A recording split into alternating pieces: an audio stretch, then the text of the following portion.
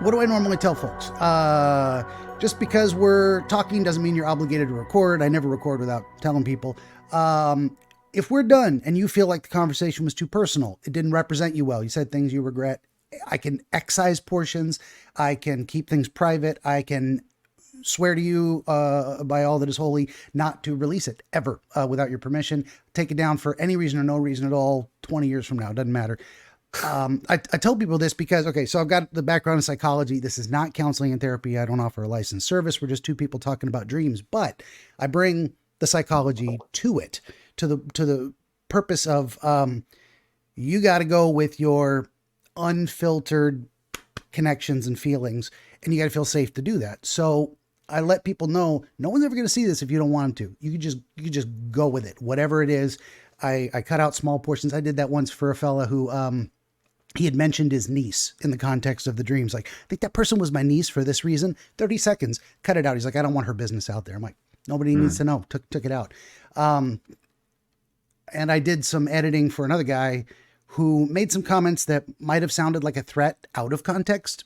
It was not, but I took it out anyway on his behalf, just because I didn't want anyone to get the wrong impression, or clip it and say, look at this guy making threats. That's not what it was. It was in the context of the dream. Anyway, I was trying to be cautious on his behalf. I appreciate you doing all that. I cannot foresee a situation where I have any problems with that, but the fact that you have it out there as known is much appreciated. I actually just want to make sure that in context, I keep to the integrity of your show. And I know we had traded back and forth some conversation around what I do and my work. I don't care if we get into it or not. I'm happy to keep this very much about dreams and my dreams, and certainly anywhere that you want to take the avenue, because yes, I have a podcast, I have a website, I have a book, all that stuff matters to me, but I love coming on the shows and just having personal, meaningful, purposeful conversations. So we'll take this wherever you want to go with it, and you can ask me anything.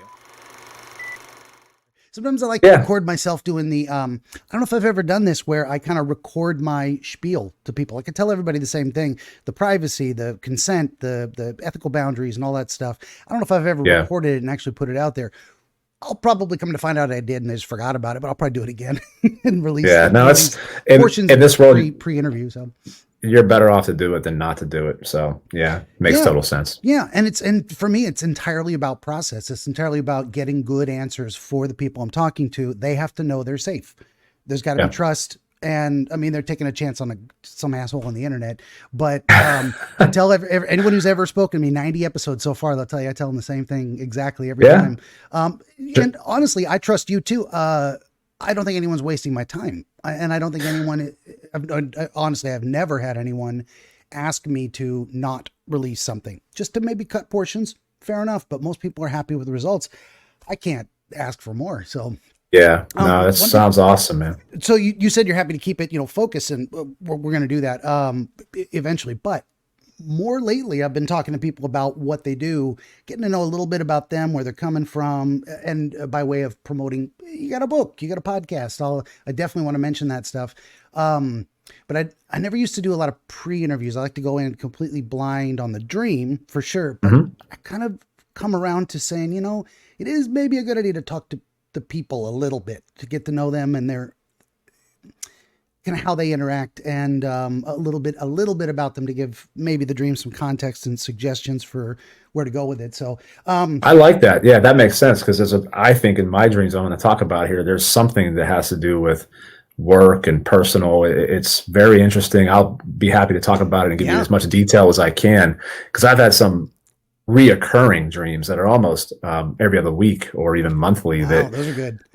Yeah, it's just a strange thing that I try to dial into consciously, subconsciously, and try to figure out what it could mean. I have some ideas behind what it could mean, but it's just strange. Yeah, definitely a collaborative process. I've had some folks who come and they've had a dream 10 years ago and they've thought about it forever and they've got their own ideas. I ask them not to tell me yet, and then I try and do my best with that, and then we compare it to what they thought, and they're usually like, out of 10 things, I thought 3, 7, and 9, but you brought all the rest of it to it. I'm like, well, good. And that can be complicated too, because sometimes people have really dialed into their own impressions of it, and it's hard for them to see other things or the decisions they've already made color what I can suggest, because it does need to be that collaborative process. It's almost best. I think the best kind of dream is the one you had last night. You woke up this morning with this fresh in your mind. You haven't even had time to think about it. And we just go through it, and everything we're both thinking is fresh, brand new. But you can't always get that. But the recurring dreams are especially interesting.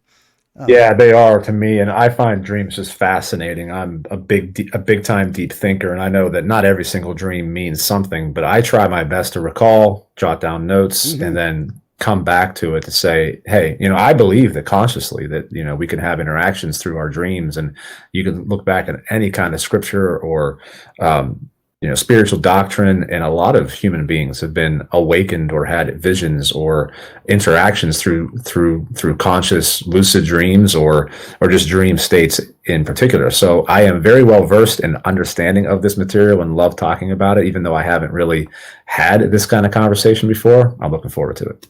Yeah, good deal. So I do actually want to make sure I plug your website, plug your book. So if I could just get maybe the elevator pitch for you, and I'll say that in the show, and then reference directly to your web addresses. Yeah. So I'll give you the overview of me. I mean, you already heard the kind of corporate side of things. So 25 years, restaurant business, but have been very heavily involved in people, growth, development, teaching, all of that wonderful stuff that people told me I was crazy about because I dropped out of high school at the age of 18 and went in full time to the restaurant business. It's kind of a convoluted story, but the short version of a longer story is that I was in a bad place at a bad time, made some bad decisions, nothing that was horrible in terms of moral, but just didn't like my school environment. So I started to skip school a lot, liked working at the place I was working at a lot more, felt more of a family environment. The teachers and students of this local high school outside of Pittsburgh, Pennsylvania, where I'm from, it just wasn't a very good area. So I decided to, upon learning that I wouldn't be able to graduate with my then 1999 graduating class. I was already 18, got my GED, and moved to Florida and was there for 8 years, kind of getting my restaurant career started. And things progressed very, very quickly. And I was able to learn that, thankfully, I'm not driven by the materialistic gains in life. I wanted to have some nice things, but I carried that chip on my shoulder for a while of needing to prove myself to society. And then as I really stood back, I started to analyze as I gained success, who the hell is this society anyways? Who am I living for? Myself or what they deem we're supposed to do with finish high school, go to college, get a car, buy a house, have children. This whole American dream aspect just didn't fit with me. And my wife and I very much didn't align with it. So this has gotten me into this personal awareness and self-analyzation, very, very much of who I am, looking at, well, what's life about? So I have transitioned to this mindset space after realizing that 90%, I think, of what happens to us is our own creation. It's our own thoughts. It's our own beliefs. And it's largely how we react to these things. And that's the creation of ungraduated living. So the website's ungraduated.com. So just graduated with a UN in front of it, made up word, but it's, hey, that domain was available. It came to me a lightning bolt one day that as I was thinking about a personal brand and what I stand for, what my belief system is today with limiting life beliefs and what the system tends to do to people if they're caught up in it is ungraduate from the system. And that's kind of what the website's about, what the book is about, what the podcast is about, which is we allow ourselves either knowingly or not knowingly to be influenced by our families, the hierarchical structures, sometimes education, sometimes governments. Not that all that stuff's bad. It's just if we're not asking our own questions, then whose life are you leading? So that's ungraduated.com. The book is titled Ungraduated, Finding Your Why and Dropping Out of Outdated Belief Systems. That's the subtitle, but Ungraduated is the book. So if you Google that or go to Amazon, just put Ungraduated book, you'll see it pop up. Right. It's doing well so far. And then, then the podcast is Ungraduated Living, and it's available on all major and subsidiary, at least to this point, known podcast apps. There's always more popping up, but Ungraduated Living. where we talk about all those things, belief systems, limiting life beliefs, indoctrinations, and really just questioning life for Good the deal. philosopher out there who wants to learn more about themselves. Very cool. So technically, this is all pre-show, me getting stuff together. I mean, we're just talking. I might cut this up a little bit and put it out as a behind You're the scene fine. things. So Yep. we'll want to say a little bit of all of that again in just a moment. And we'll actually start the show. Last week's episode, I just did this. I just started a recording. We started chatting, went like 3.5 hours or something. And I just, Ooh. like halfway through the show, I started the show, and it was like I'm just gonna put it all out there, with permission, of course. But that's a funny thing too. Sometimes is you get the pre-show. What is it? The housekeeping behind the scenes is almost as fascinating because you can get into some of these conversations. I know. Before I jump into that though, and to make this a worthwhile behind the scenes clip, you were going to tell me something, and then we got into the audio test. I wanted to stop you. Like, let me grab this. It was something about a systems or.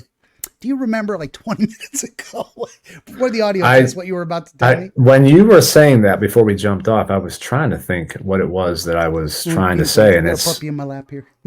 it's eluding me right now at the moment. If it was about systems, it's probably going to be belief systems. Like it's probably what I summarized at some point, because I do think that again, this system that we're living in, it needs to be analyzed from a different perspective, and not everybody sees it. Audio testing in general? No, it was before we even started that. It was when we first jumped on. I really want to grab it because it was interesting, and I was going to make a note, and I just completely forgot. We had just. I don't know. Hello, and you said you didn't use Discord very much, and. Yeah, I was saying about not using Discord very much, and I was saying I mentioned StreamYard, I mentioned Riverside. Those are all different audio, podcast platforms that I had been mentioning, and then Zoom, is the system that Zoom I use currently, and the limits, and that's why I had to quit using it. It may be gone, maybe gone forever into the ether. Maybe it'll resurrect itself. Like the memory is funny that way. It's like it didn't go anywhere. The moment you said it, the moment I heard it, little neurons connected in my brain and went bloop, and it's in there forever. Can't find it. It's fascinating stuff. It really is. You and I could probably we could seriously nerd out in a big way about just the ether and the synapses of our brains and how consciousness works. You want to get down? And I got a puppy. He's going to go lay on the bed. Eat your peanut butter. He's adorable. What kind of puppy is he? He's a little Maltese. Yeah. The inheritance of a deceased relative. Some people get money. I got a dog and a dead man's bathrobe. I find that I make it, not make it, but it feels right to me. It's like I'm wearing the robe that belonged to the man so this dog can smell. And I don't know, like of all the things, I don't need much. I'd like to believe your money out there, but still, like the idea of it doesn't creep me out. It actually feels good to put on this thing that remembrance of a relative. Anyway. I'd like to hope the dogs can sense that that the original owner is okay, just transitioned out of the physical. So I don't know how. I've always felt very sadly about that. Whenever a dog's owner, especially one that's been around for a lot of years with an owner, the owner passes away, and then does the dog realize? He was there for it, the end, and he howled. He knew. That was heartbreaking just thinking about it. But and then I took the robe and took the dog, and he sleeps with me. So he's gonna go before I do, so he doesn't have to deal with that again. Happy to do it for him. Well, he's thankful to have you, I'm sure. I think he's happy. I think he's okay. Yeah. Good thing they don't do as much self-reflecting and living in the past as we do. They remember. Correct. But, we dwell too much on that. Yeah, we have our consciousness has evolved beyond a state with past the reptilian brain where they still kind of are with, hey, feed me.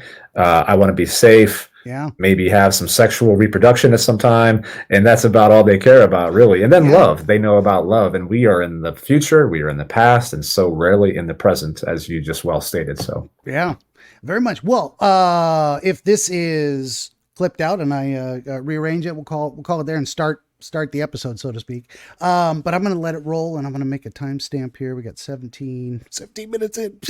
That's all good stuff. It'll be a nice long little clip, and I'll cut Well, there is no couple rush on my end. I'll talk to you as long as you want, because I love this kind of stuff. So just take it as natural as you want to go, and let's have some fun with it. Good deal.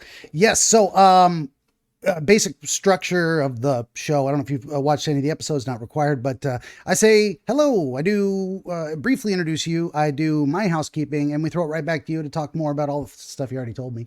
And then we can talk about anything or nothing for as long as you want. Eventually we get into the dream and figure it out together. So everything's so relaxed and freewheeling on this. It's like whatever. That's the best way to do whatever it. Happens. Yeah. Yeah.